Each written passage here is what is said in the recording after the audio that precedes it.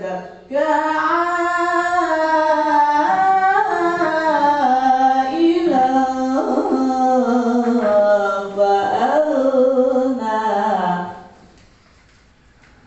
فأما اليتيم فلا تقهر وأما السائل فلا تنهر وأما بنعمة ربك فحدث صدق الله العظيم. Assalamualaikum warahmatullahi wabarakatuh.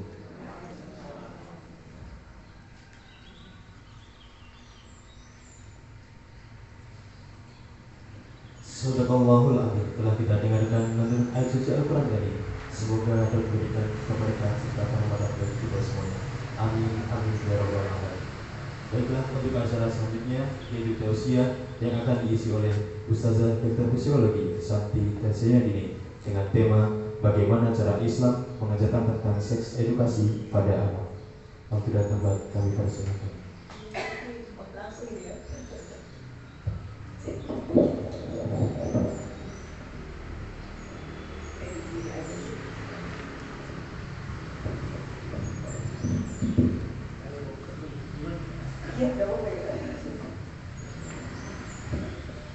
Mohon izin saya di sini ya.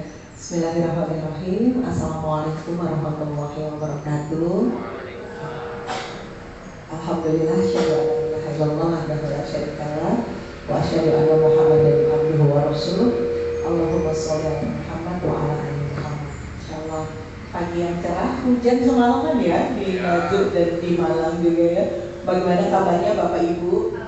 Alhamdulillah sehat semua ya. Bapak juga sehat semua, alhamdulillah Ibu juga ya. Masya Allah ya, kita juga bersyukur sekarang kita sudah di kondisi dimana kita jadi bersahabat ya, katanya sama COVID ya, dari pandemi menjadi endemi ya. Tetapi beberapa hal terkait prokes tetap harus kita lakukan. Tapi Masya Allah melihat kegiatan-kegiatan offline sudah mulai banyak ya, rasanya kita juga senang ya untuk melakukan penyesuaian-penyesuaian baru ya.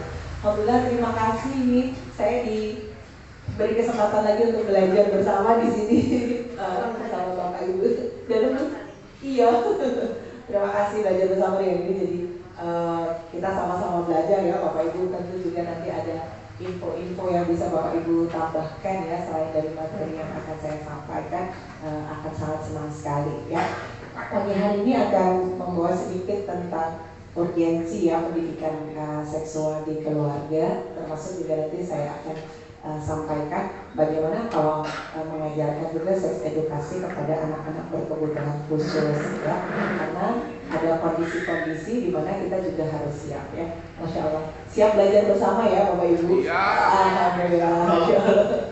Siap ya. Jadi nanti saya juga sharing banyak nih nanti dengan Bapak Ibu ya. Ini sudah kita sudah kenalan ya, dan mohon maaf tadi agak terlambat ya karena hujan ya, masih lebih, dan tadi malam saya sudah sampai sini sebetulnya, hujannya deras, jalannya ada satu arah ya sekarang ya, Nganjuk ya. Nah itu bingung ya kan, biasanya dua arah jadi satu arah, jadi cari-cari lagi jalannya. Ini orang Nganjuk yang harus ada adaptasi dengan aturan baru yang ada di Nganjuk ya. Terima kasih Bapak Ibu ya. Nah jadi kita akan bermula ya. Pembicaraan kita bermula dari apa sih peran keluarga ya terhadap seks edukasi bagi anak-anak ya. Nah jadi peran keluarga di dalam hal ini adalah memberikan sosialisasi pada anak dan bertanggung jawab atas perkembangan dan perilaku anak tersebut ya. Jadi ini menjadi tanggung jawab kita di dalam keluarga. Ada ayah, ada ibu, ada ayah bundanya, ada bapaknya, ada ibunya ya, memberikan ini ya, sosialisasi dan juga bertanggung jawab atas perkembangan. Karena apa ya? Di dalam seks edukasi ini, di dalam Islam tidak hanya sekedar seks edukasi, tapi ada istilah namanya tarbiyah jinsiyah ya, yang tidak hanya Kalau seks edukasi di luar kan bagaimana seks aman gitu ya. Kalau di dalam Islam tidak itu ya, tidak sekedar itu ya. Bahkan kita mempersiapkan anak-anak kita di masa balik gitu ya. Itu juga bagian dari peran keluarga ya. Sekarang banyak sekali ya, misalnya keluhan-keluhan, aduh anak saya sudah balik ya, sudah SMP atau SMA, kok sholatnya masih susah ya, puasanya masih bolong-bolong, masih harus diumbar-umbar, dikejar-kejar gitu ya. Nah, padahal Masya Allah ya, Islam itu sudah memberi ruang kepada kita orang tua ya. Sejak kapan kita memulai mengedukasi anak-anak ya, sebelum masa baliknya datang ya, karena kalau sudah balik, sudah taklif, kewajiban sudah jatuh pada anak-anak kita ya. Kalau kita tidak bekali, siapa yang harus bertanggung jawab? Orang tuanya yang ada di rumah. Jadi peran kita ya yang bertanggung jawab ya. Nah, yang pertama biasanya memang tabu ya, kita membicarakan tentang seks edukasi di rumah ya. Kalau bilang nanti aja gitu, nanti kalau udah gede gitu ya, misalnya pada anak-anak kita tanya gitu ya, terus jangan ngomongin itu ya. Karena pada umumnya cara pandang yang umum yang muncul adalah perasaan tabu, rasanya nggak pantas ya, nggak pas gitu ya. Padahal periode-periode sasi untuk memperkenalkan itu sebelum fase balik datang itu sudah ada di dalam Al-Quran panduannya ya. Jadi yang pertama, tabunya harus kita silang atau kita checklist? Disilang ya. Jadi kita tidak tabu lagi karena memang di dalam Al-Quran sudah ada panduannya ya. Nah, yang pertama yang harus kita ingat bahwa biasanya kenapa tabu? Biasanya ada orang tua, pengetahuan orang tua kurang mendukung. Maksudnya nanti anak kok bisa sendiri, kayaknya dulu kita nggak diajarin udah bisa gitu ya. Padahal kondisinya berbeda ya. Dulu kita nggak diajarin bisa, tempat nanyanya banyak ya, siapa coba? Guru ngaji ya, tanya ke gurunya, mungkin tanya ke teman-teman. Kalau sekarang anak-anak, kalau orang tua tidak memberi edukasi, tanyanya kemana? Google betul sekali ya. Dia tanya ya, gitu ya. Bahkan saya pernah yang nemuin murid ya, murid kelas berapa ya? Saya lupa. Kelas 3 kalau nggak salah ya. Kelas 3 itu kebetulan ibunya kan sudah meninggal, kemudian ayahnya mau menikah lagi gitu. Jadi dalam bayangan dia akan bertemu ibu tiri gitu ya. Dia googling ya, ini yang tahu gurunya di sekolah ya. Kenapa dia setiap istirahat kok ke lab komputer gitu ya. Karena dia googling, apakah ibu tiri itu gitu ya. Jadi bilangnya ibu tiri ya, anak-anak ya. Nah, yang muncul kan serem-serem ya. Ibu tiri memukuli anaknya, ibu tiri wah tambah takut ya.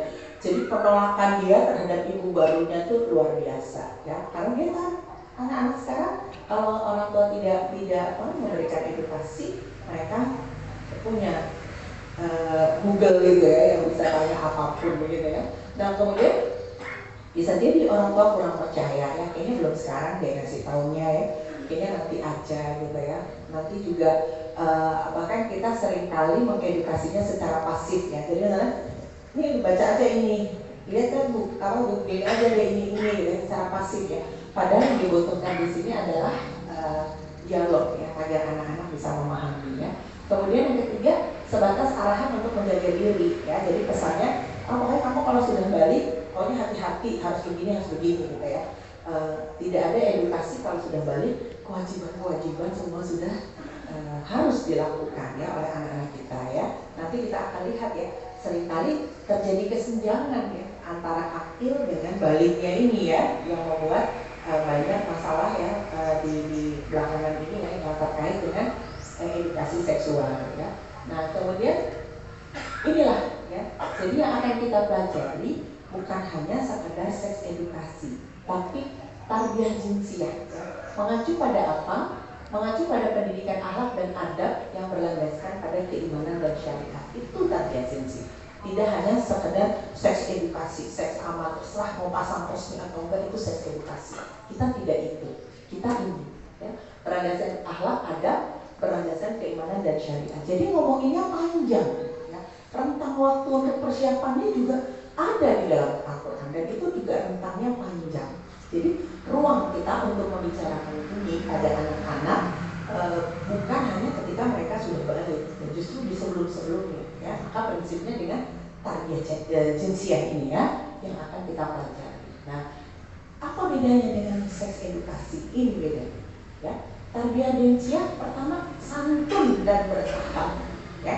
Santun dan bertahap mulai dari memisahkan tempat tidur anak laki-laki dan perempuan, kapan boleh dipukul ketika tidak sholat, ya. Dipukulnya bukan pada saat dia balik, ya. Sebelum balik boleh dipukul. Usia berapa itu?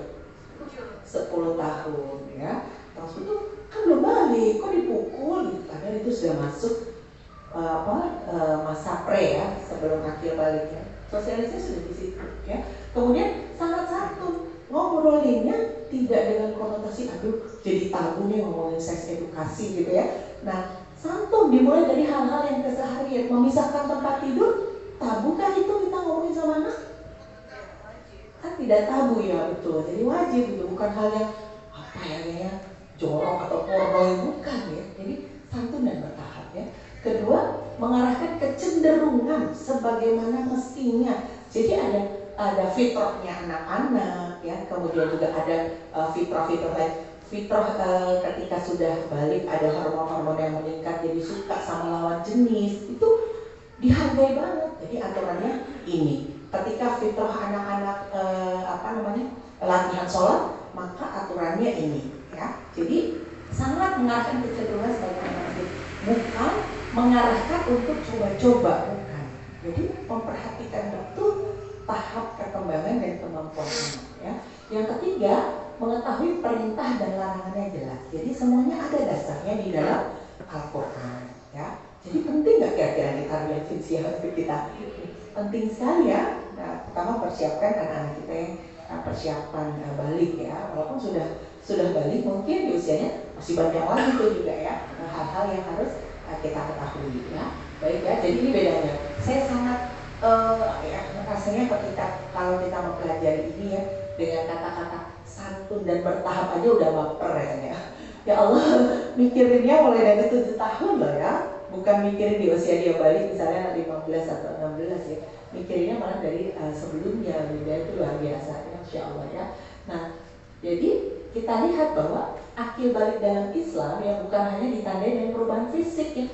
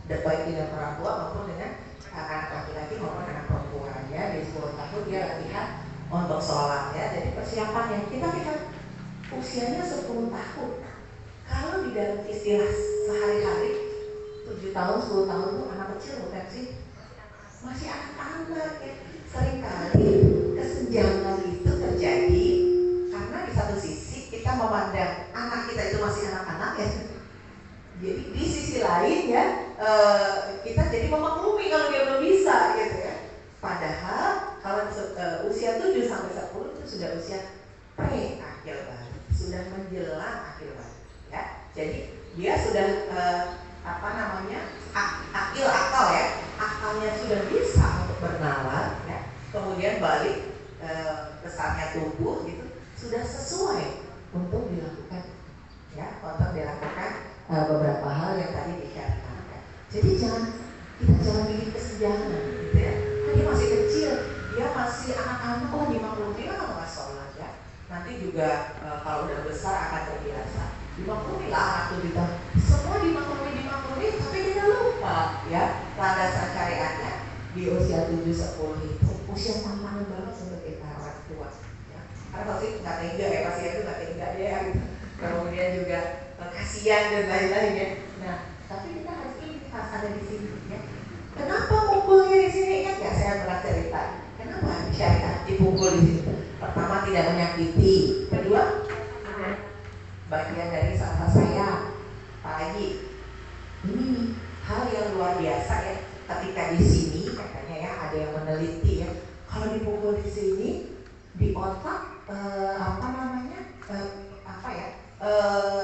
yang terstimulus ya, sinaps yang terstimulus apa sih gitu ya.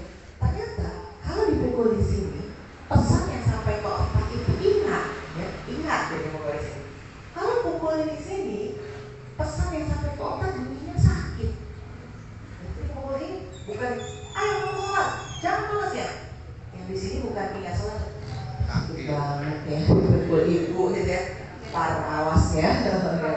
Betul, jadi trauma. Tapi kalau di sini, masya Allah, ternyata sinapsnya yang terstimulasi ingat. Saya pernah dampingi anak ya, satu anak SMP, laki-laki kurus sekali anaknya itu ya, SMA ya, beda SMA, laki kurus. Saya mendampingi ibunya ke sekolah karena ibunya dipanggil. Anak ini berantem ya, sama temennya yang dipukul dia itu giginya lepas 3 jahitan bibirnya 7. Kan kaget banget ya, gue dipanggil saya namanya ibunya. Saya tanya, Mas kamu tuh mukulnya gimana? Anaknya tuh kurus laki-laki kan, sampai gigi teman terlepas 3 dan giginya sobek. Apa jawabannya? Aku memukul dia seperti ayah mukul aku, kerasnya sekeras ayah mukul aku. Luar biasa. Apa kamu mukul ayah? Ya setiap hari bu, makanan biasa katanya. Dipukul pakai apa? Pakai PS. PS itu kan piping ya. Dipukul apa? Kalau bangunin aku sholat katanya. Jadi pakai PS tiap hari dipukul. Jadi apa pesannya ya? Insya Allah ya dari penelitian itu ya. Yang diingat kan bukan aku harus buktinya berkali-kali sudah dipukul pakai PS. Tetap aja kan sholat juga. Kan tidak ada pesan ingat ya ada di sini. Sakit ini kan. Jadi aku mukul dia sekeras ayah mukul aku. Jadi ketika ada di sini ya, kita patuhi betul. Kenapa disuruh di sini? Ingat pesan. Jadi kita jangan terpancing dulu. Gemes ya di sini nggak mau kayaknya ya. Bahkan tadi ayah sampai pakai besok. Cek ya. Jadi perlu nih suara saya. Nah, jadi ayo kita patuhi betul. Usia ini ayolah kita patuhi. Kita jangan membuat kesenjangan antara akil dengan balik, besarnya badan dengan kemampuannya berakal. Nah, ini sudah bisa. Nanti akan saya tunjukkan kenapa ini menjadi istimewa usia 7 dan 10 ya. Nah, di sini bahwa berawal dari rentang 7 sampai 10 ya. Jadi pada usia ini konsepsi harusnya selesai ke penyadaran. Ayo ikut ayah ke masjid ya, ikut gitu ya. Walaupun barang temennya kayaknya zaman dulu masih banyak ya. Ayo ayah masih ingat ya waktu zaman kecil ya. Kayaknya seru ya ke masjid ya. Sarungnya diselempangin di sini, terjalan sama sepedaan gitu ya, masih seru ya. Kondisi-kondisi main-main kayak gitu, bahkan nggak pulang-pulang biasanya. Kalau nggak pulang ibunya cari kemana? Carinya ke masjid ya, masih main di halaman masjid gitu ya. Nah itu harus kita kan kangen ya, rindu ya dengan suasana seperti itu ya. Karena sudah dimulai ya penyadaran di usia 7 sampai 10 gitu ya. Bahkan saya pernah tinggal di Semarang ya, satu masjid itu yang sangat mengakomodir anak-anaknya. Jadi anak-anak itu malah gak kita besok belakang, anak-anak harus sok depan. Jadi nanti saya kelompok imamnya atau marmotnya, ayo yang ayah bawa anaknya atau anak-anak yang gak ada ayahnya semua depan. Jadi ini orang dewasa, 2 anak kecil, orang dewasa lagi, 2 anak kecil, orang dewasa lagi. Iya, diupdate di depan. Wah, tertibnya jos ya. Tertib mereka. Kalau kita belakang yang ketawa-ketawa, yang ini ya, aminnya pun cuma satu suara. Biasanya kan ada amin, teriak-teriak dimain-mainin anak-anak kalau di belakang. Itu enggak. Walaupun sesudah salam ya, assalamualaikum, terus lari ya mereka ya, sudah pakai zikir ya. Karena mereka sudah sholat dengan tertib. Dan anak-anak itu enjoy aja, jadi nggak takut gitu ya, disuruh ke depan. Ayo, bahkan para ayah juga dengan sambil mengajak mereka belajar, ada di depan juga bersama anak-anaknya. Ya, ada di situ ya, satu orang dewasa menghafal 2 anak kecil dan seterusnya. Ya. Jadi tidak memusuhi anak kecil yang sedang belajar sholat di masjid. Ya, kalau sekarang kayaknya ada beberapa masjid yang melarang ya. Bahkan ada juga masjid yang melarang anak berkebutuhan khusus untuk datang ke masjid ya. Jadi sampai ada orang tua, aduh cita-cita saya kalau dia ke masjid itu anaknya autis ya, ingin bawa dia ke masjid ya, tapi masih ditolak ya oleh imam masjid ya, oleh pengurus masjid ya. Bahkan di satu rumah itu ada satu perumahan ada ibu ini punya 2 anak autisme ya. Yang satu sudah besar, sudah SMK ya, satu lagi SMP kan sudah harus sholat ya. Sebenarnya mereka bisa sholat dengan tertib ya. Nah, suatu saat jalan keluar yang biasa mereka keluar ya kan, autis kan ini ya, teratur ya, kalau dari situ tiba-tiba jalannya ditutup oleh ibu-ibu karena mau ada acara. Akhirnya orang kan pindah ke jalan sana, dia kan nggak bisa ya, jadi dia gedor-gedor pintu ini minta dibuka untuk keluar. Ada orang lain keluar di sana, dikira ibu-ibu, anak ini akan mengacau. Ya. Jadi akhirnya dipukul pakai sajadah oleh ibu-ibu itu. Sama ini juga ngerti, ibu-ibu itu dipukul balik pakai sajadah ya, anaknya autis gitu. Akhirnya rame, diboikot lah keluarga ini, tidak boleh ke masjid 2 anak ini. Ayah akhirnya, walaupun ayah boleh ke masjid, nggak tega. Akhirnya ayah juga tidak ikut ke masjid ya. Ayah sholat bersama 2 anak laki-lakinya itu di rumah ya, harus kayak berbangga dan ceritanya ya. Nah akhirnya warga yang tahu duduk permasalahannya memediasi ya kepada ibu ini. Ayolah Bu, jangan bikin larangan seperti itu ya. Kebetulan ibunya juga pengurus masjid. Ini harus sholat dan lain-lain. Ibu ini kekeh pokoknya anak itu nggak boleh sholat. Sampai satu hari siapa yang menjemput mereka itu kalau pengen nangis ya. Jadi jamaah itu habis selesai sholat berjamaah di masjid, semua ke rumah orang tua yang dengan 2 anak autis, menjemput. Ayo balik lagi ke masjid. Kalau masalah dengan ibu itu kami bisa bantu selesaikan. Semua jamaah mendukung begitu ya. Kita bantu. Jadi dijemput anak-anak ini ya, sampai bisa lagi kembali sholat ke masjid ya. Jadi luar biasa sekali ya perjuangan untuk ini loh ya. Perjuangannya tidak hanya ada di rumah ya, tapi kemudian juga ada di lingkungan ya. Karena usianya 7-10 ini ada di sini ya, usia akil balik ya. Nah, di sini di 7-10 itu fitrahnya fitrah belajar dan bernalar. Nah, ini adalah masa keemasan mereka untuk belajar di usia 7 sampai 10 tahun. Prabalik. Ya, makanya kita cek kenapa perintahnya di 7 dan 10 tahun. Karena ini fasenya adalah fase emas untuk belajar. Lagi seneng ya, lagi kepo ya. Mungkin dia bawain seneng bawain infak lari-lari lah ya. Kemudian kalau ada halaman di masjid main-main ya, tapi senang gitu ya, karena fitrahnya ada fitrah belajar dan bernalar ya. Nah ini harus kita tanamkan ya. Jadi bahkan bertahapnya tuh Islam sudah mengatur mulai dari sini ya. Lalu apalagi nih ya? Nah untuk anak berkebutuhan khusus kita cek, kalau ini tadi 7 dan 10 usianya. Untuk anak berkebutuhan khusus kira-kira hasilnya sama nggak ya, atau caranya sama nggak ya dengan aturan-aturan itu ya. Nah kita lihat di sini ya. Jadi penelitian menunjukkan bahwa individu dengan kebutuhan khusus ya, masa pubernya, fase baliknya sama tidak tertunda sedikit pun. Ya, kalau di usia-usia anak-anak tipikal yang tidak ada gangguan apapun, misalnya usia baliknya di rentang 15 sampai 18, anak berkebutuhan khusus juga di situ. Ya, ini harus kita perhatikan ya. Karena apa? Ciri-cirinya ya, fitrahnya juga sama. Dia akan suka lawan jenis ya, dia akan tiba-tiba dekat-dekat. Dia kan tidak bisa menyampaikan ya. Nah, kalau saya suka misalnya apa, ini perasaan apa sih gitu. Belum lagi kalau sebaliknya yang perempuan ya, yang laki-laki ya, semua dengan siklus tertentu, semua dengan hormon-hormon yang juga muncul. Itu kan sesuatu yang tidak bisa dijelaskan dengan mudah kepada anak-anak berkebutuhan khusus. Jadi kita harus siap betul gitu ya untuk kondisi-kondisi ini ya. Nah kemudian perubahan fisik mereka sama perubahan fisiknya ya. Dari ciri-ciri secara biologi perubahan suara ya, kemudian ada haid, kemudian ada mimpas, sama semuanya. Nah, gimana tuh kita jelasinnya ya kepada anak-anak berkebutuhan khusus ya. Ciri-ciri sama, waktu sama.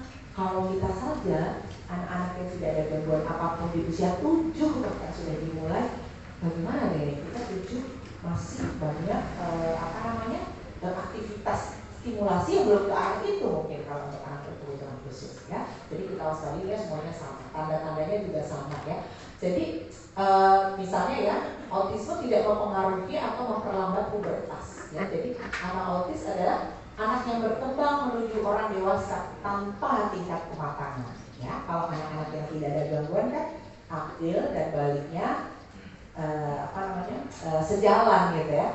Kalau anak-anak ini misalnya autisme usianya nambah terus ya, tapi akilnya tidak berkembang ya. Jadi tidak bisa, jadi dia menuju tubuh orang dewasa tanpa tingkat kematangan yang cukup untuk memahami ya. Kenapa sih aku begini kan? Makanya kalau ada di terapi itu ya, kalau dia sudah masuk ke pubertas, sebaiknya terapinya dengan gender yang sama. Jadi kalau laki-laki dan laki-laki, perempuan dan perempuan ya, karena sudah risih ya. Misalnya tiba-tiba ada yang ditangani misalnya anak laki-laki, aduh dia minta pangku terus gitu. Dia sudah mulai duduknya mau dempet-dempet, nggak mau lagi satu meja kan, misalnya ini terapisnya ada meja, dia udah nggak mau lagi jalan di meja gini, maunya duduknya di sebelah ya. Karena apa?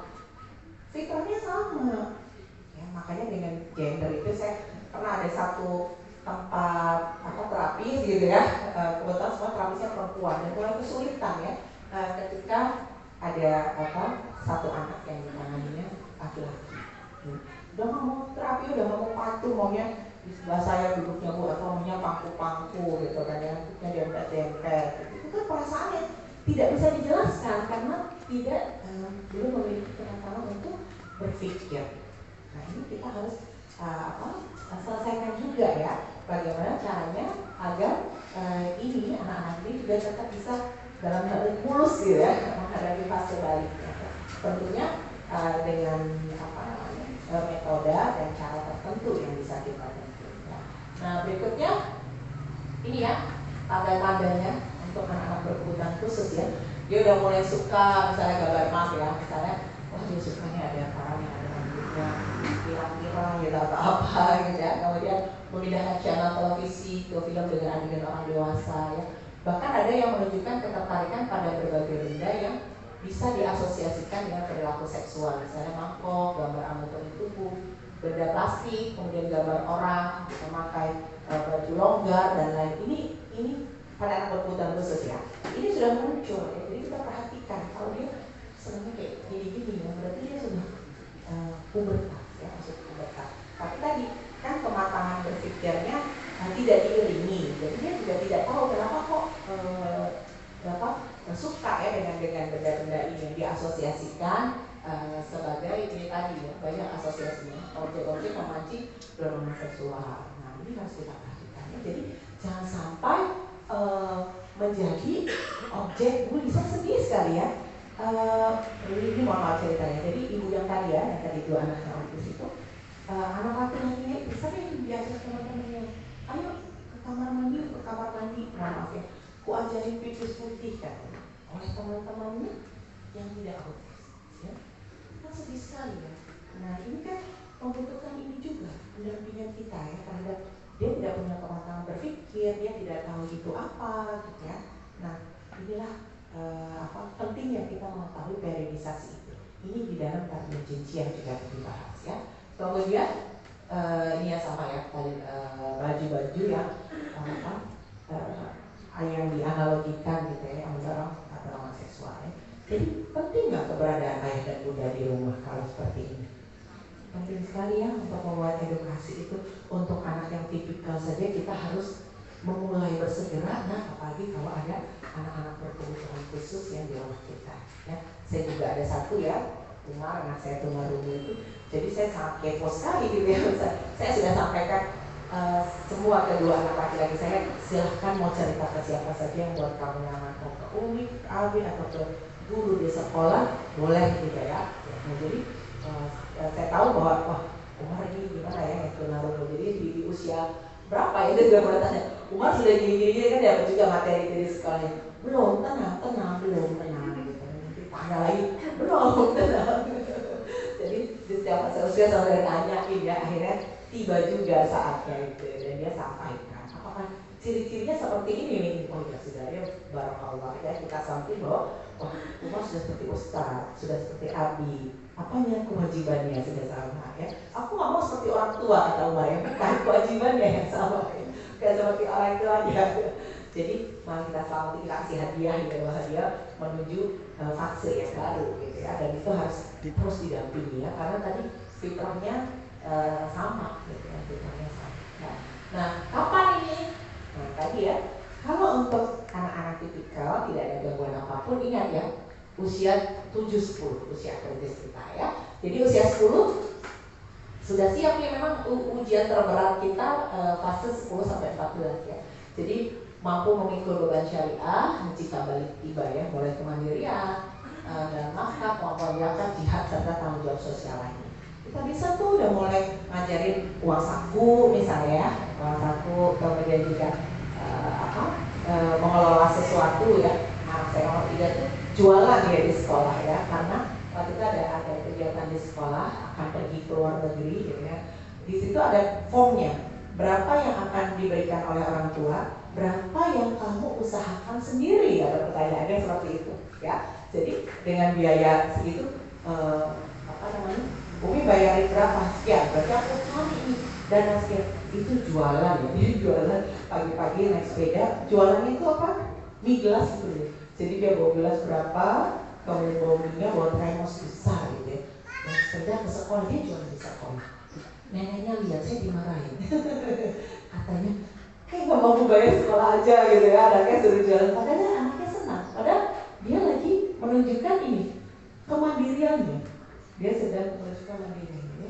Dia bertanggung jawab akan hal tersebut ya. Ayo kasih aja ya. Kemudian juga ada berbagai ruang ya yang bisa kita ciptakan di usia 10-14 ini. Nah di sini, nah ya mulai nih usia 10 ya. Waktu tadi boleh dipukul jika meninggalkan sholat.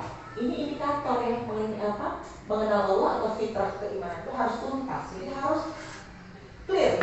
Jadi kita punya 2 target, sholat tepat waktu dengan sholat 5 waktu. Mana duluan yang mau kita ajarkan? Tepat waktu. Tepat waktu. Tepat waktu itu belum bisa semua, tidak apa-apa. Subuhnya masih 12 misalnya, tapi zuhur, asar, maghrib, isanya top ya. Tinggal kita melakukan zuhur, sehingga pas balik bagaimana? Sudah clear semuanya. Kalau sholat 5 waktunya belum, ayo yang mana yang belum? Ya, misalnya subuhnya 12 tadi, atau biasanya kalau anak kecil apa sih, habis isya, habis maghrib tidur ya, isanya lewat ya. Nah, ayo kita ajarkan bagaimana mengatur waktu agar bisa sholat isya terlebih dahulu sebelum tidur. Rentangnya panjang karena dimulai dari 7 ya, dari sini ya. Kemudian kamar tidur harus dipisah, kemudian dilakukan agar fokus menjalani latihan pre-balik ya, pre-akil balik ya. Kemudian bakat, nah bakatnya mulai dikembangkan ya, di usia 10-14 masa keemasan fitrah bakat ya. Tadi 7 tahun masa fitrah belajar ya, dia senang belajar ya. Di usia 10-14 munculkan bakatnya ya. Jadi dari tarbiyah jaiziyah ternyata tidak hanya fokus ngurusin seks edukasi, masalah ini juga diurusin gitu ya, diawasin oleh teknologi itu ya. Jadi fitrahnya adalah fitrah bakat, ya dicari bakatnya ya. Oh dia senang rajin, bahkan ada yang mulai berani azan ya, karena sudah betul ya azannya. Sekarang pun silahkan dikasih ruang ya, kasih ruang untuk azan. Ada juga mungkin ngisi kultum di rumah. Kita ingat ya 2 tahun lalu mungkin ya, kita sholat Idul Fitri di rumah 2 tahun lalu, 2 tahun lalu ya, sholat raweh juga di rumah gitu kan ya. Wah harus gantian kasih kultum misalnya ya, kemudian pas sholat Idul Fitri ada petugas-petugasnya karena di rumah ya kita waktu itu ya. Nah itu juga jadi ruang-ruang latihan ya untuk anak-anak kita di usia ini ya. Ini kalau ditanya kapan, mulai dari usia 7 kita kenalkan ya. Nah kalau untuk anak berkebutuhan khusus kapan? Kalau yang lain aja harus 7 sampai 10 gitu, kapan di sini? Butuh waktu yang lebih lama. Butuh waktu yang lebih lama ya untuk memahami konsep pubertas, maka sebaiknya sejak dini dikenalkan, mulai dari mengenalkan anggota tubuh ya. Anggota tubuh mana nanti yang boleh disentuh orang lain, mana yang ibu atau ayahnya saja yang boleh menyentuh, itu mulai dikenalkan terus ya untuk anak-anak berkebutuhan khusus ya. Nah biasanya kemudian ini nah biasanya ini 39 tahun laki-laki dan perempuan yang berbeda anatomi, kebiasaan dan lain-lain ya. Kemudian 9-15 terjadi kejadian mimpi basah dan apa harus dilakukan ya. Perubahan fisik, jangan panik gitu ya. Misalnya tiba-tiba suaranya berubah dan lain-lain, itu anak berkebutuhan khusus ya. Ini harus kita mulai ya. Jadi disesuaikan dengan kemajuan spesifik yang diperlukan. Kalau dia sudah bisa memahami gambar-gambar, lakukan dengan itu. Kalau dia masih belum bisa dilakukan diskusi, terus diulang-ulang ya. Boleh lihat film mungkin atau dengan gurunya atau dengan terapisnya ya.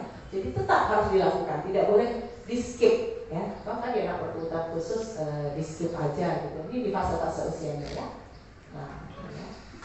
Jadi sudah ada di fase-fase usia ini yang harus disampaikan kepada anak-anak ya. Nah kondisi-kondisinya seperti itu, sampai kemudian kita ajarkan juga tentang kapan menyampaikan tentang pernikahan, di saatnya ya. Kalau pernikahan di saatnya ya, bukan dari jauh-jauh hari gitu ya.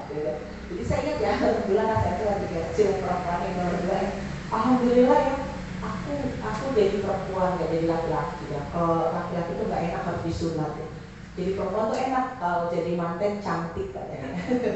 Jadi sederhana aja gitu ya untuk hal-hal ini. Bahkan sekarang terkait dengan hitan ya, kemudian juga beberapa kebaikan yang mengiringinya itu juga sudah diajarkan di sekolah ya, untuk hitan dan lain-lain ya. Nah ini ada di sini ya. Nah inilah kita akan mulai. Ya. Dari mana pendidikan edukasi seksual dimulai?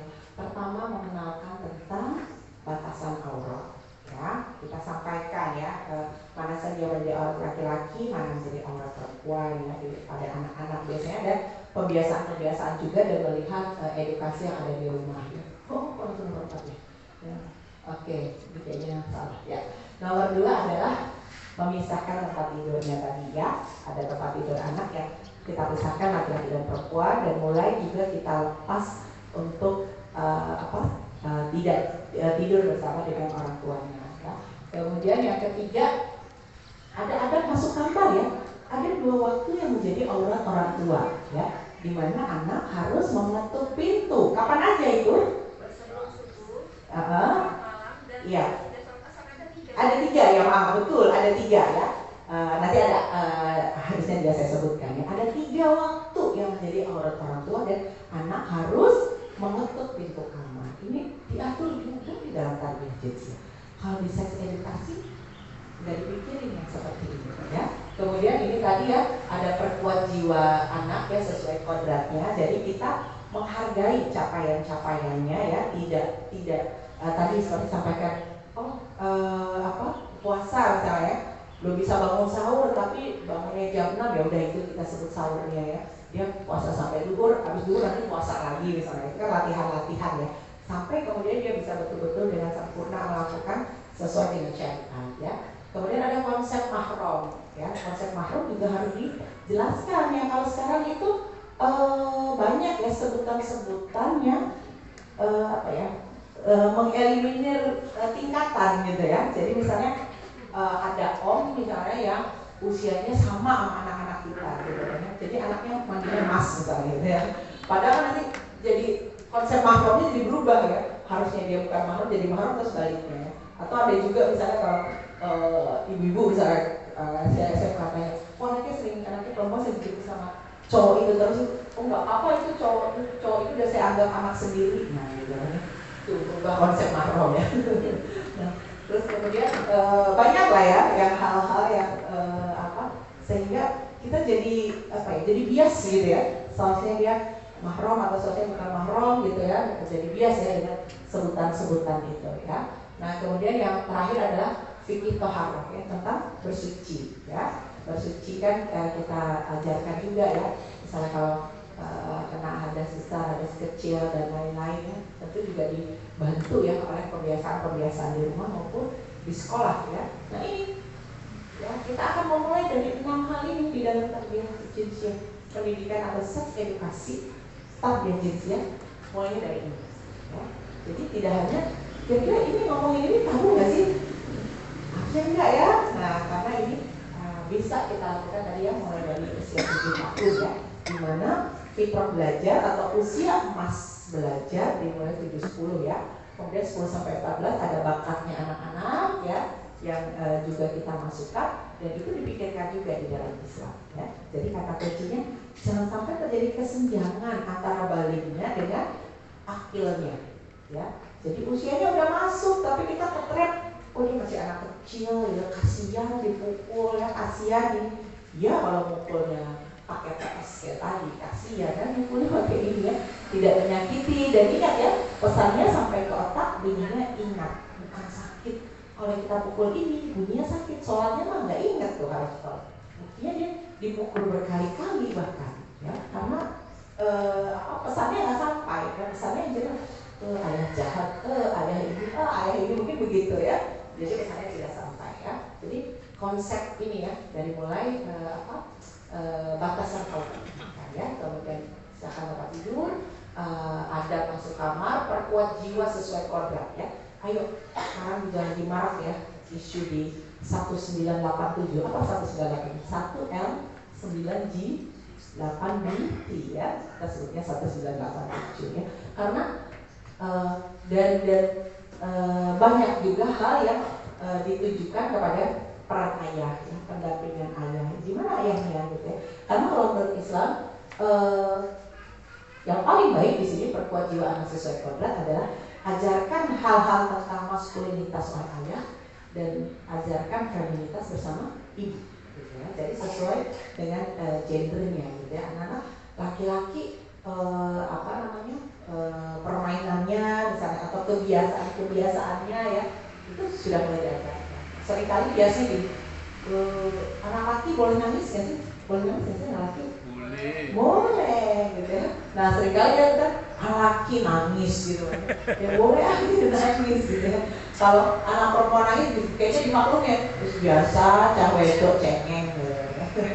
Atau bahkan anak laki kok nangisan ya anak perempuan ya, seperti itu ya. Nah jadi boleh ya, di sini ada perkuat jiwa anak sesuai dengan kodratnya. Ayo ajak ke masjid ya, ayahnya, kemudian nanti ada ya cerita bahwa ayahnya kaget, saya lupa cerita siapa ya.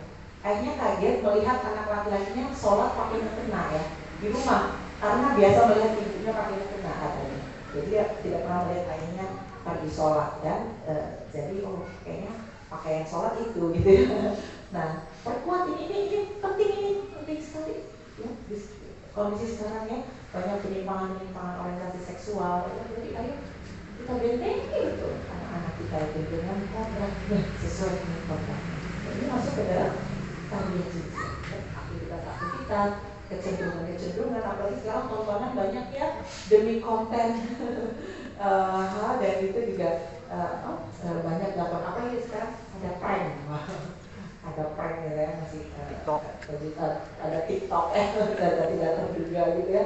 Itu jadi bahan asupan untuk mereka ya. Nah ini nomor 4 ini saya underline gitu ya, perkuat jiwa sesuai dengan kodrat anak, beri tanggung jawab sesuai dengan usianya ya nggak apa-apa gitu ya. Kemarin anak saya kemarin ya yang bertugas khusus pulang dari sekolahnya di Solo ya, pulang dari Solo ke Malang gitu kan, biasanya kita jemput, ternyata dia pilih bersama teman-temannya naik kereta api ya, kan masih udah deg-degan ya, aduh nanti di kereta gimana, nanti kalau tiduran alatnya gimana, wah banyak ya pikiran, tapi alhamdulillah bisa tuh sampai rumah gitu ya. Jadi dibutuhkan ini doa orang tua ya, kita hargai kesungguhannya ya, sampai ketika Umar naik kereta apa gitu ya, naik kereta ekonomi bareng teman-temannya, nggak apa-apa sih, karena dia tinggi ya, anak saya itu tingginya 183 ya, takutnya dengkulnya sama temennya bisa, berarti di depannya temanku, jadi bayangan kita kan duduknya sisian sama temannya, karena dia udah pinter, jadi dia di sini temennya di depannya gitu ya. Oh iya, kan nggak kepikir ya kita nih, kamu terus sama temennya ya, kira satu dia ternyata depan-depannya. Oh iya ya, bisa dong kasih ruang seperti itu ya. Jadi dari hal kecil, padahal saya setiap berapa menit saya telepon, dia. Ini kapan aku tidur kalau menelpon terus ya. Kalau perjalanannya kan malam ya, sampai malam tuh jam 3 pagi ya. Alhamdulillah ya, belajar satu lagi ya. Kemarin dapat berita lagi, telepon yang nggak bisa ikut kegiatan apa itu. Kenapa? Karena aku tertabrak motor. Wah, kaget saya. Kapan ditabrak? Hari Minggu, dia bernelpon hari Kamis ya. Terus gimana hanya? Wah ya, biasa ya mama ya. Terus saya video call, saya itu lihat lukanya dan lain. Itulah kenapa aku tidak mau nelpon Umi di hari Minggu, karena pasti Umi lebih heboh lagi. Jadi nelpon di hari Kamis ketika lukanya sudah kering, sudah sekolah, sudah Masya Allah ya. Jadi kita juga ternyata harus belajar juga ya, memberi ruang ini ya, memberi ruang pada dia. Kebayang sih kalau mungkin di telepon hari Minggu, jangan saya langsung berangkat ke Solo kan. Gimana ini ya, di tapak motor ya, lagi naik sepeda ya. Nah jadi ayo kita perkuat ini, karena di usia 10 sampai 14 tadi ada fitrah bakat ya, kemudian juga ada pendampingan menjelang usia balik ya. Ini bagus sekali ya. Fikih taharah kenapa penting? Kira-kira persiapan sholat betul sekali. Kemudian tadi mandi ya, kewajiban itu penting sekali ya. Jadi tidak hanya anak-anak di kita clear mengajarkan mereka cuci tangan dengan baik begitu ya. Nah jangan lupa dilanjutkan ke fikih taharah ya, dari berwudu dan lain-lain gitu ya. Nah ini penting juga dan masuk ke dalam tarbiyah jinsiyah. Tidak ada yang tahu untuk kita bicarakan di tarbiyah jinsiyah ya. Jadi bahkan sedini mungkin ya kita lakukan. Nah ini ya, ini di Anissa ya, bagaimana 3 waktu, betul ya Bun tadi ya, 3 waktu ya yang jadi aura terbuka gitu kan ya. Kemudian juga harus menutup pintu ya sebelum sholat subuh, ketika di tengah hari, dan setelah sholat isya. Anak-anak harus tahu itu adalah waktu yang menjadi aurat orang tua ya, harus menutup pintu ya. Dari sini di Anissa di sholat An-Nur insyaallah ya. Nah ini 3 waktu ini ketika mereka sering keluar masuk, dan Anda ajarkan juga tentang adat ini ya, ini sering terlihat ya. Nah yang harus kita lakukan adalah membangun komunikasi ya, bahwa keterbukaan dan perasaan positif ya, harus positif ya, bahwa anak kita bisa lakukan itu ya. Jangan negatif, terus paling di besok lupa paling ke masjid bercanda, paling bacaannya nggak benar. Nah itu kan perasaan negatif ya. Jadi kita iringi dengan perasaan positif ya, serta menyesuaikan dengan tahapan perkembangan.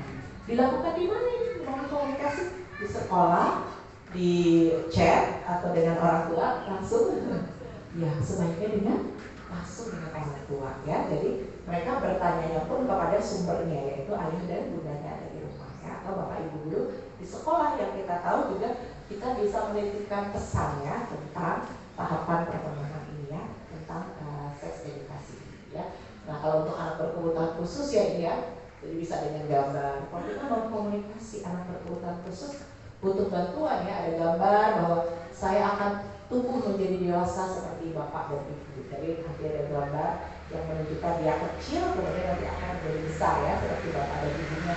Tubuh saya berubah, saya akan dapat menstruasi untuk perempuan, suara saya akan berubah dari dewasa untuk laki-laki. Itu dibantu dengan tahap social story ya. cerita dan lain-lain ya, bisa kita gunakan ya. Kemudian juga ini ya, ada konsep abstrak ke konkret ya, ada modeling, penjelasan ya.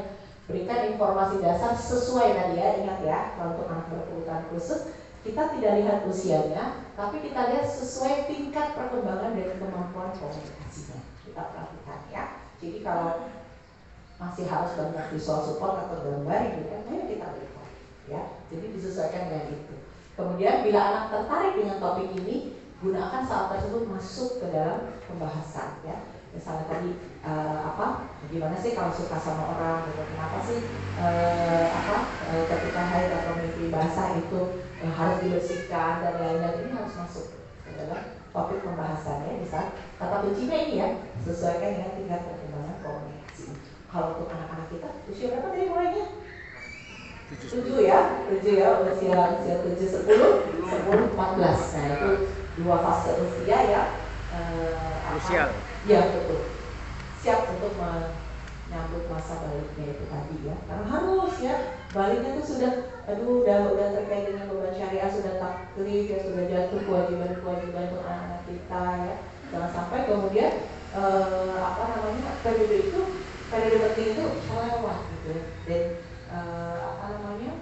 kita kesulitan lagi untuk membentuk gimana ya, harus sholat di usia itu gimana ya, kok masih bolong-bolong dan sebagainya ya. Jadi kebiasaan-kebiasaan itu yang dari usia 7 ya kita mengajarkan. Nah, jangan abaikan sisi perasaan dari perilaku seksual. Jadi tadi ya, misalnya tadi terapisnya udah ngeluhkan, Bu dia mau pakai meja lagi Bu, maunya di samping saya gini, nempel, dempet. Nah itu jangan kita abaikan gitu. Nah ini pasti dia udah masuk nih ke fase ini gitu ya, apalagi dia laki-laki dan terapisnya perempuan gitu ya. Nah jadi kondisi yang menjadi catatan sehingga kita bisa mengambil tindak lanjut ya. Apa ini? Terapinya jadi laki-laki mungkin, atau juga diberikan informasi kamu itu kenapa ya dengan bantuan gambar dan lain-lain. Jadi jangan diabaikan. Jadi ya dimaklumi lah, kan dia autis Bu gitu ya. Tapi autis dimaklumi, nggak ada dimaklumi kalau seperti ini. Saya diajarkan ya, menuju konsepsi yang benar ya.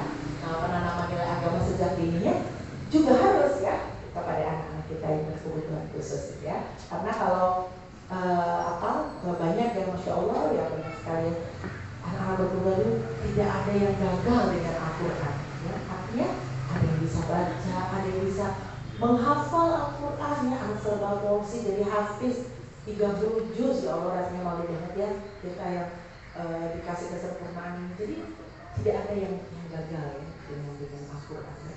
Ada satu anak Down syndrome yang saya tahu, dia lulus kelas 6 ya, SD kelas 6, usianya 19 tahun, dia lulus kelas 6. Ibunya meminta pendapat, Bu apakah anak saya bisa ke SMP atau apa gitu ya. Kita gali, ternyata dia bagus sekali menghafal Al-Quran. Jadi akhirnya tidak usah SMP, tapi kita perbanyak ya waktunya dia untuk menghafal Al-Quran. Tapi dia pengennya pakai seragam sekolah dulu tiap pagi. Oke, nggak apa-apa. Seragam sekolah, seragam SMP, tapi dia tidak belajar mata pelajaran SMP. Dia khusus aja menghafal Al-Quran, datang ke sekolah, menghafal, nanti pulangnya bareng teman-teman. Udah sana. Ya, jadi kita sesuaikan sekali ya pendidikan agama sejak dini ya. Masya Allah ya, kalau kita lihat anak ini, anak perempuan yang namanya Mbak Aisyah ini. Kalau jemputannya belum datang Bapak Ibu, dia duduk di depan sekolah yang dilihat Al-Quran di muka. Oh, dia menghafal, dia bukan membaca, dia menghafal Al-Quran, tapi selalu Al-Quran. Jadi kalau dia ada Al-Qurannya terbalik di pegang, tapi bacaan yang diucapkan dia benar ya, dia bukan halamannya juga asal gitu ya.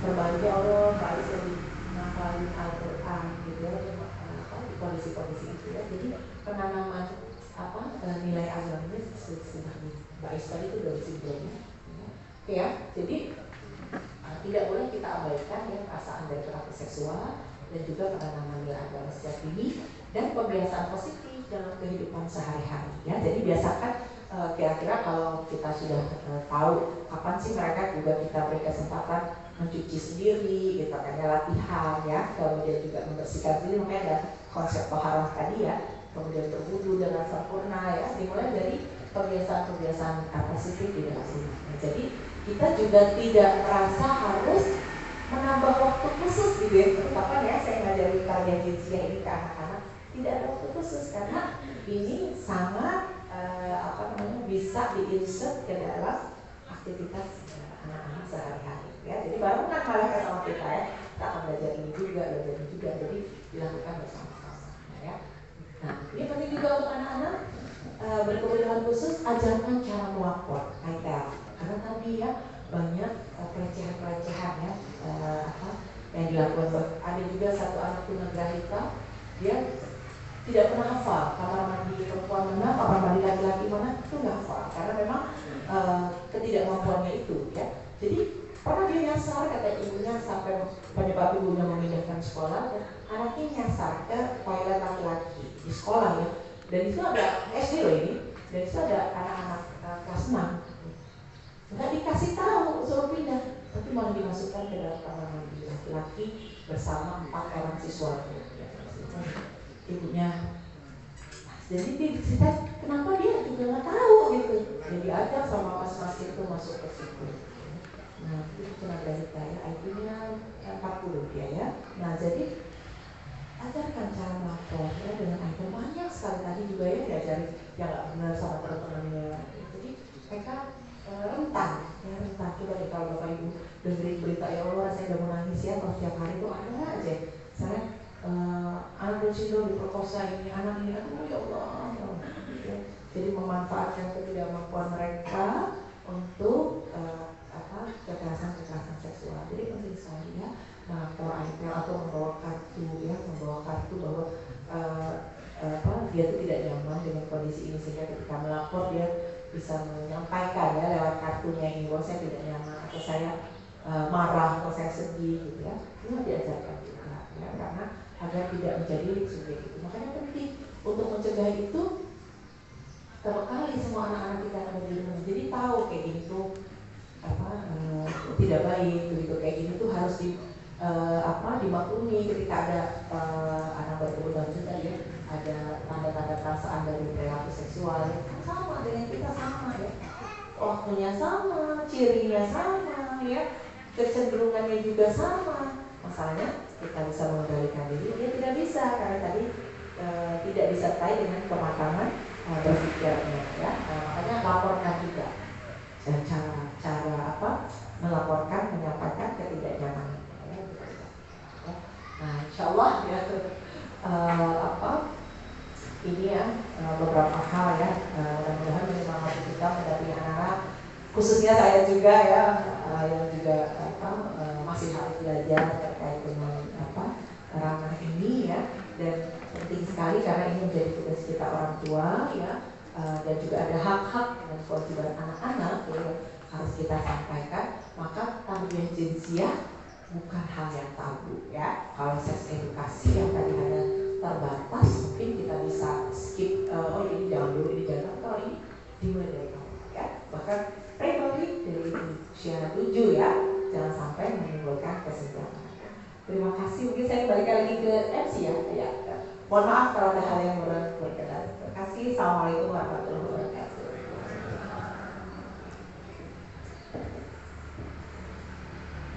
Assalamualaikum warahmatullahi wabarakatuh.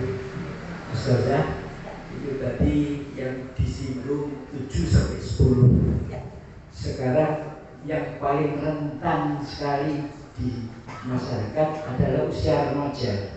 1987 itu merupakan serangan sekarang. Mohon dijelaskan. Baik, terima kasih ya. Nah, secara syariat itu memang kita, mohon maaf ya saya duduk ya, nggak boleh jadi lupa gitu. Secara syariat memang mulai dari usia 7 tahun ya, konsepsi tarbiyah jinsiah ini bisa dilakukan. Tapi kita melihat bahwa kondisi saat ini ya, di mana era digital yang luar biasa, anak-anak sudah menggunakan gadgetnya sendiri tanpa kontrol ya. Kematangan seksual bahkan ketidaktahuan itu bisa dimulai dari usia di bawah 7 tahun. Kita ingat ya, mungkin jenengan ingat Pak, udah lama sih setahunan ya, ibu yang kehilangan anaknya ya. Jadi anaknya tuh usia 8 tahun hilang, berhari-hari hilang, ketemu sudah meninggal ya di semak-semak gitu ya. Perempuan betul. Ingat juga? Ya, ingat. Adanya perempuan itu. Dan ternyata dia korban perkosaan. Korban perkosaan 5 orang anak. Yang merkosa anak usia berapa? 7 tahun, 11 tahun, 12 tahun, saatnya saya lupa 4 orang itu, atau 15 tahun. Ini apa sih gitu ya? Dengan anak usia 8 tahun dan 5 tahun. Secara akal sehat misalnya, dari kalau kita lihat dari ciri fisik, apa sih menarik dari usia anak 5 tahun gitu ya? Kan tidak ada ketertarikan seksual itu kalau dalam pikiran yang wajar. Ini kan anak-anak itu ya. Karena apa?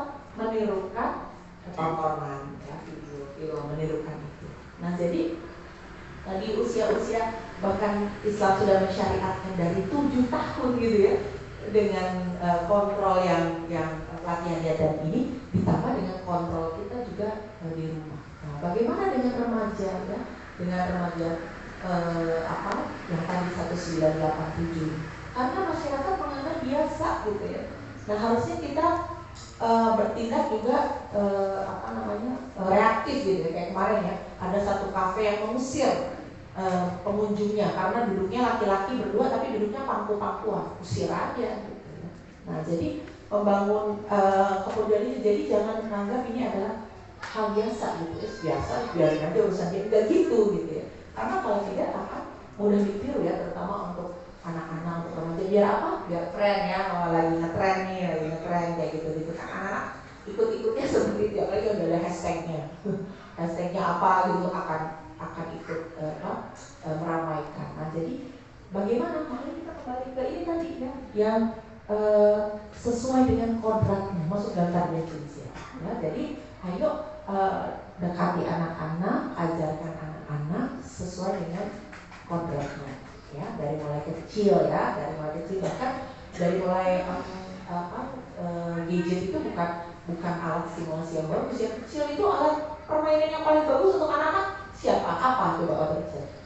Tubuh ayahnya bisa ditarik-tarik ini, dinaikin jadi kuda-kudaan, dilempar-lempar ya, yang anak kecil seneng ya, dilempar di ayun-ayun sama.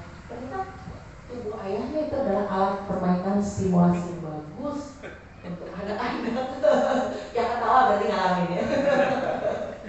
Karena anak-anak kecil kan seneng ya, misalnya di ayun, di kejar-kejaran dan lain-lain. Sekarang susah ini pakai ini aja, pakai gadget dan lain-lainnya. Akhirnya tidak. Makanya penting ya untuk kecerdasan literasi ini. Ketika jika ada bapak ibu guru di sini yang hadir ya, untuk bapak ibu guru yang di sekolah dasar, jika memberi tugas, ayah bunda juga jika memberi tugas, tidak lagi memakai kata googling aja. Gitu. Bu, aku harus cari makanan khas kota Nganjuk, ya googling aja gitu kan ya. Senang karena dia akan surfing kemana-mana ya, cari alasannya Pak aku ke warnet ya, ada tugas misalnya kalau saya ada warnet, senang nyarinya kemana-mana ya. Nah, jadi sebaiknya bapak ibu guru maupun orang tua sudah mencarikan halaman minimal 5. Jadi kalau ada tugas misalnya cari PR-nya mencari makanan khas kota Nganjuk. Ini ya alamatnya ini, www ini. Kamu boleh ketik 3 di antara 5. Jadi didahului dengan perencanaan. Dia nggak akan kemana-mana. Dia akan fokus ke 5 halaman yang sudah diberikan oleh bapak ibu guru.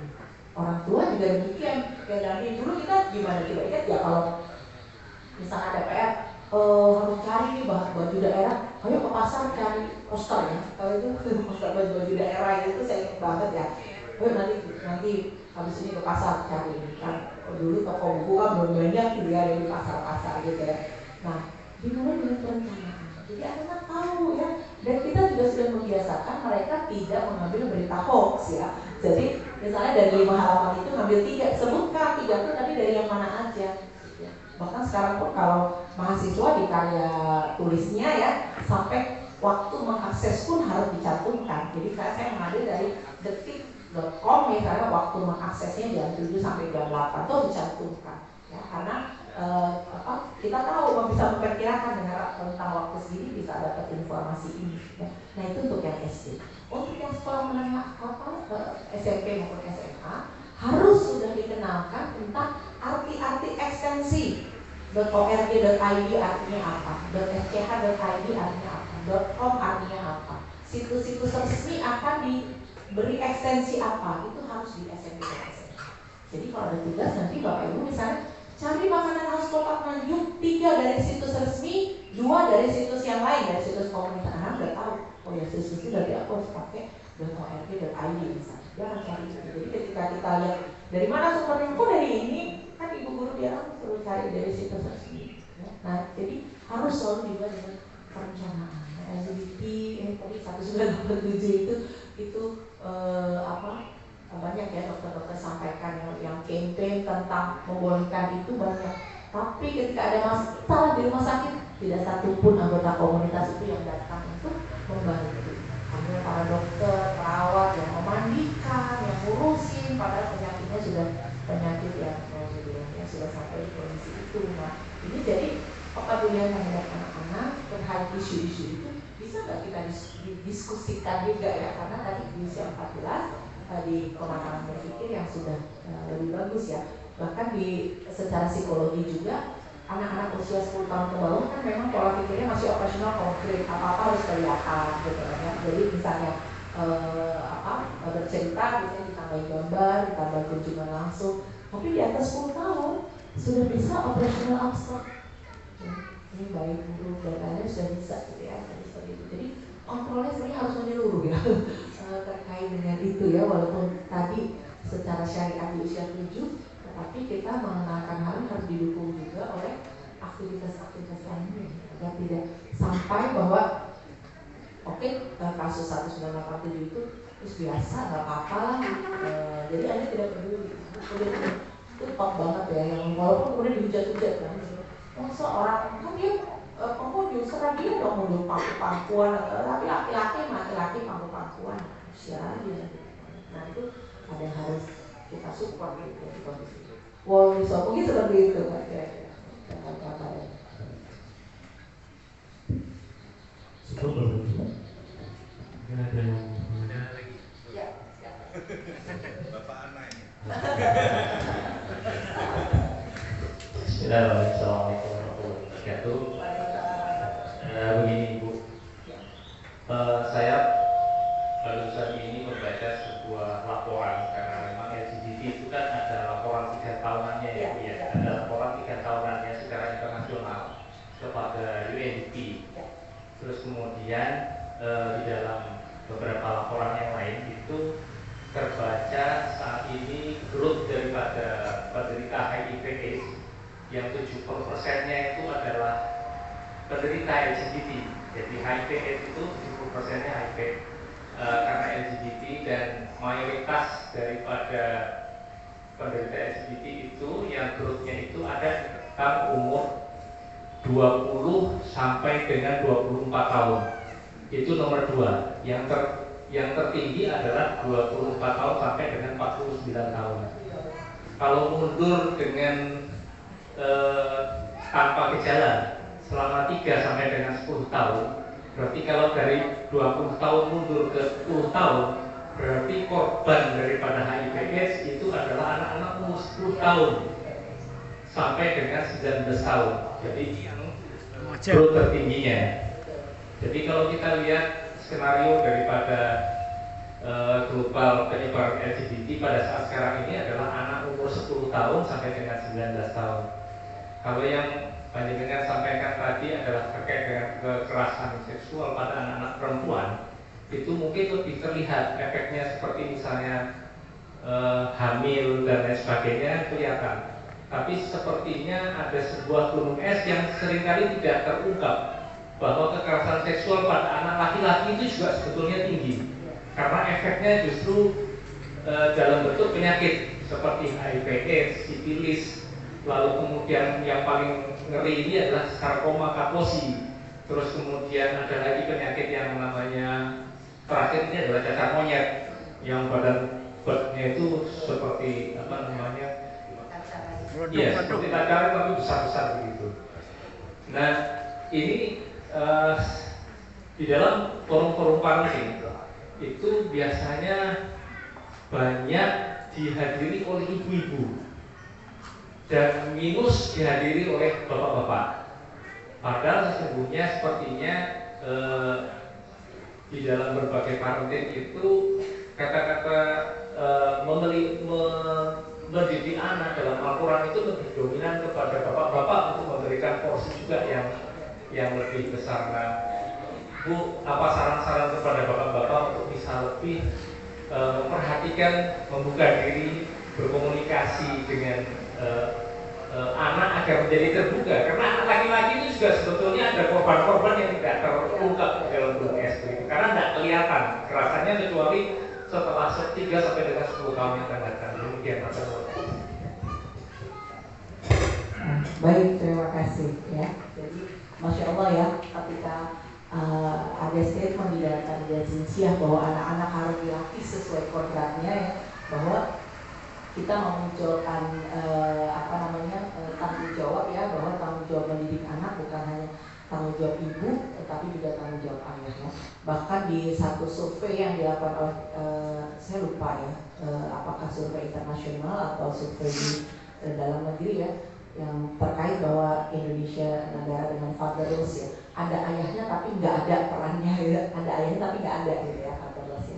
Dan saya mengikuti satu kajian ya kemarin itu tentang 1987 itu lebih kepada peran ayah ya. Jadi ada satu komunitas namanya Fatherman ya. Kita ingin mengembalikan para ayah kepada fungsi pengasuhan ya. Yang kedua betul sekali ya, kepada anak laki-laki, dan ini berlaku juga kepada hampir semua kekerasan seksual ya, bahwa pelaku dulunya adalah korban ya. Nah, jadi kemudian dulu dia pernah jadi korban, kemudian di situasi itu kan dia situasinya tidak bisa melawan, tidak bisa melakukan sesuatu, akhirnya jadi korban.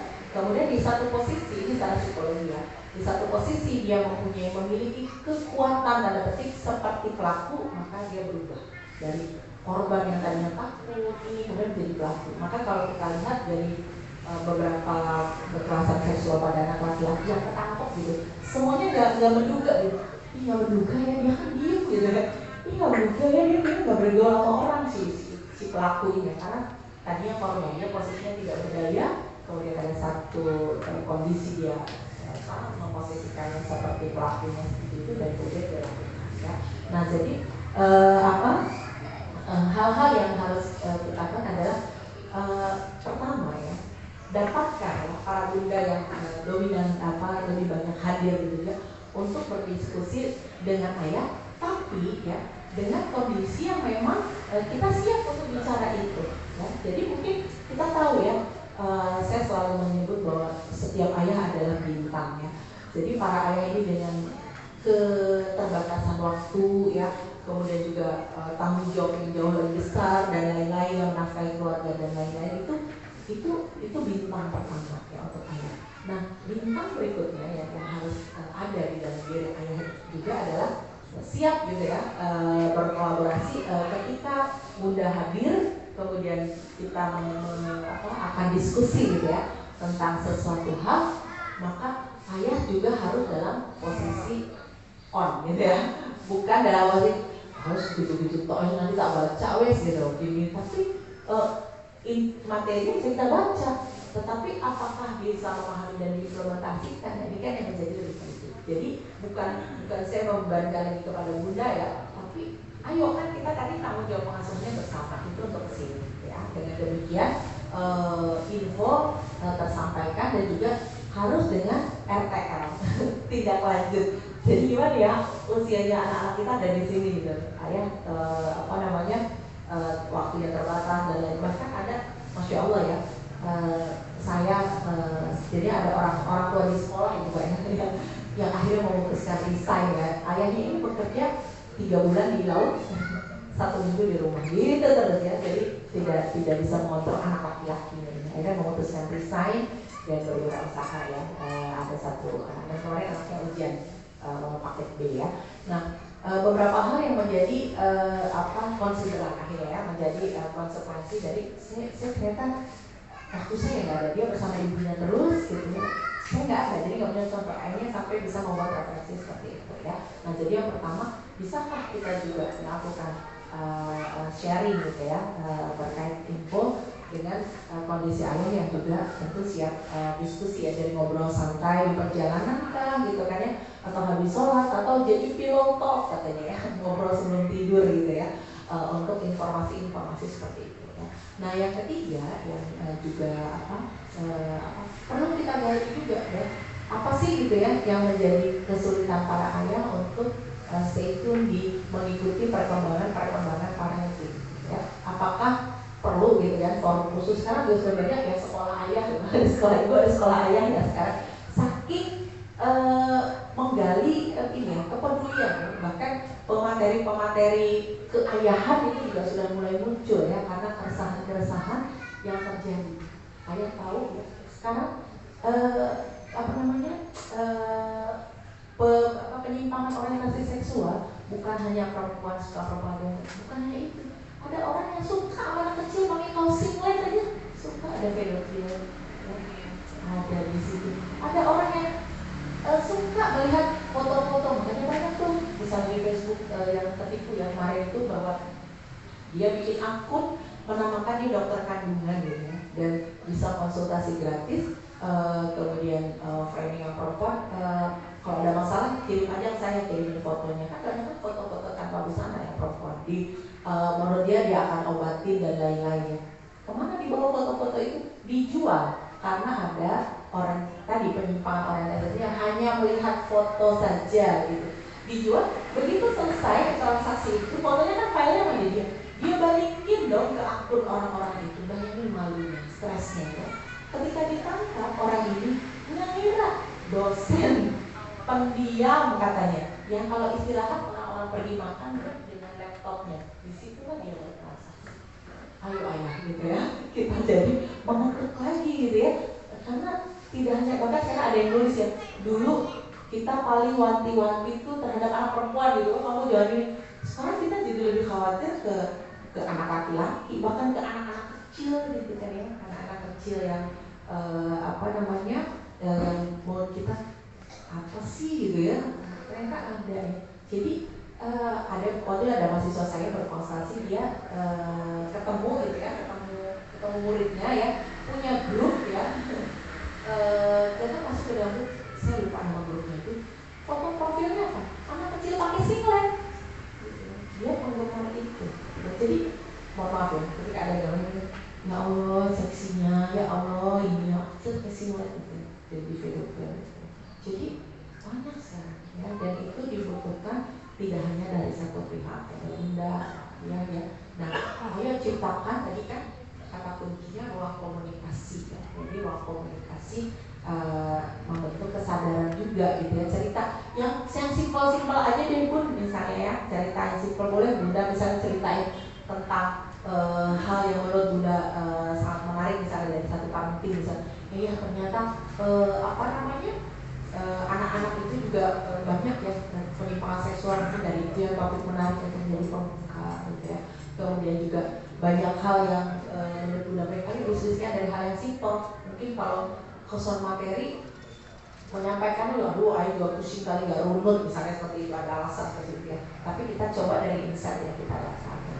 Yang keempat, ciptakan forum-forum bersama ya dengan keluarga yang gak usah mikirnya kita harus pergi piknik, harus pergi, enggak, yang simpel saja gitu ya, bersama anak-anaknya. Misalnya kalau saya bilang ada waktunya, misalnya ini saya anterin, nah di situ mungkin saya ingin ambil waktu untuk ngobrol gitu ya. Ada ayah juga gitu ya, jadi ngobrol gitu. Kadang-kadang ayah ketika sebaliknya laki-laki saja, artinya dari saya, Umi aja dia nanya gitu, nanti aku yang nanya gak dijawab gitu. Nah itu udah gak apa-apa, lagi orang lain ayah udah gak pede duluan gitu ya. Nanti nanyanya, terus aku nanyanya gimana?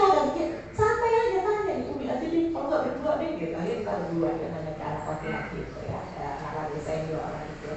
Nah ketika ayah membutuhkan partner gitu ya, boleh gitu ya, partner bertanya, kemudian juga partner sharing dengan Bunda ya, atau bisa langsung dengan kita langsung dengan anak-anak yang bertanya. Anak-anak jadi sumber belajar juga ya. Jadi ada orang tua ya, kebetulan dia guru ya, orang tuanya ini dua-duanya guru, juga punya dua anak yang usianya satu kuliah baru aja, satu kuliah di semester akhir ya. Disampaikan bahwa ketika tuanya itu ada kasusnya pokoknya ini ya terkait tontonan gitu, tayangan gitu. Aduh, gimana caranya? Bertanya kepada anaknya, kalau remaja itu kayak sosial kamu itu cara akses ini gimana supaya nggak ketahuan orang tuanya gitu kan? Wah, biasanya historinya dihilangin di ini. Nah, ini jadi tahu gitu ya. Oh, berarti dia HP-nya sampai nggak ketahuan muncul ini karena tadi pakai teknik-teknik yang hanya anak-anak tahu gitu ya. Jadi ada sharing juga dengan anak-anak. Ya. Nah, jadi intinya kepedulian itu sudah levelnya kali apa sih? Biasanya apa tuh kalau level bencana?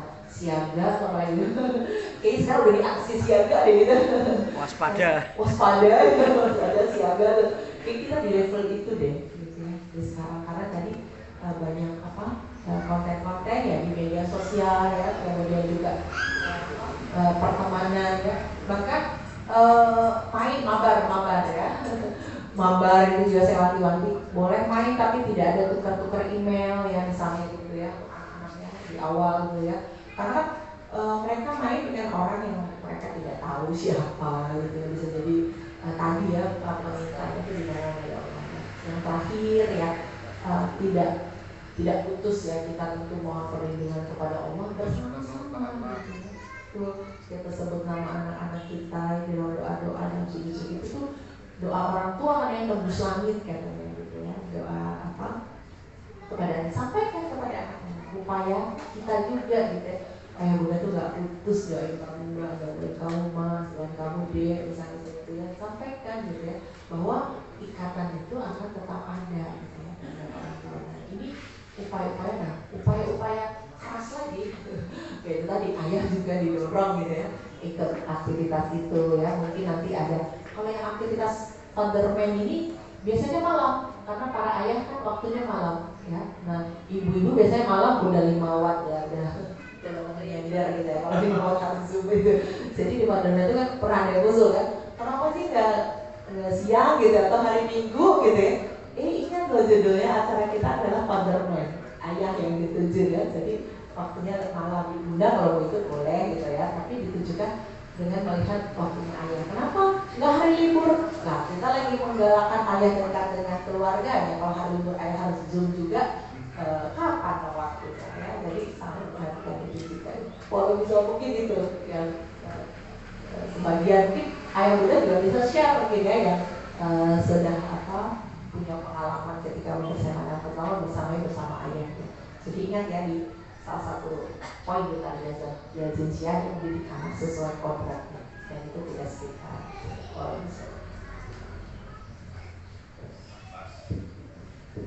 ada lagi mungkin? Tanya ada lagi enggak? Mungkin sudah cukup dari jamaah. Dari bunda mungkin ini dulunya ayah